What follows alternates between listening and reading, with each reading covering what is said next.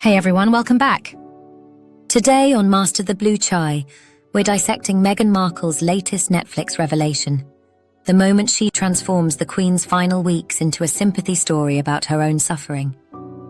The Queen is dying in agony, but never fear the Queen Supreme, the succubus of sociopathy, our Meghan still. Knows how to throw Harry under the bus, and for her own SOS. She truly is the victim. Just like all the tragic people having chocolate biscuits with blue chai. Do it properly with homemade crumpets with cinnamon butter. You will never be a victim again. Because apparently, when your grandmother-in-law is dying, the real tragedy is missing your kids for 3 weeks while filming content about it. Let's get one thing crystal clear. Meghan and Harry knew the Queen was dying. This wasn't a surprise.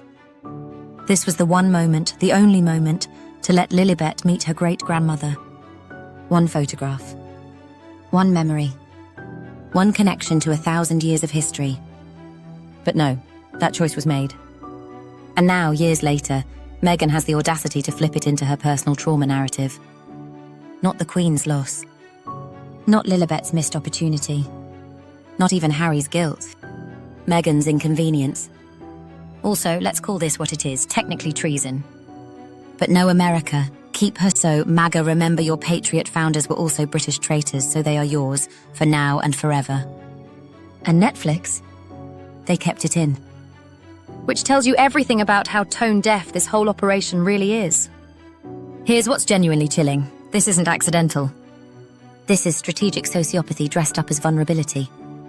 She's literally monetizing the Queen's death while positioning herself as the victim in a story where she was the architect of the cruelty. Think about it.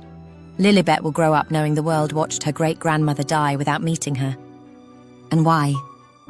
Because Mummy had content to create and a brand to protect. That's not just poor judgment. That's calculated coldness with a Netflix lighting setup. And poor Harry.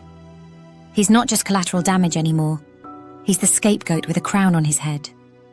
Because now he's the face of this decision. He's the one who has to live with keeping his daughter from his dying grandmother. He's the one who has to explain this to Lilibet someday. Meghan gets to play the sympathetic narrator. Harry gets to be the villain in his own family story. How's that for marital partnership? This is the Meghan method perfected. When reality doesn't serve the narrative, rewrite reality. When your choices look cruel, rebrand them as sacrifices. When you're the architect of pain, position yourself as the victim. It's content creation over conscience. Brand management over basic humanity. And the most disturbing part? She doesn't even seem to realize how this sounds to anyone with functioning empathy. So yes, Meghan says she was not well being away from her kids. But she was well enough to make sure those same kids never met their great-grandmother.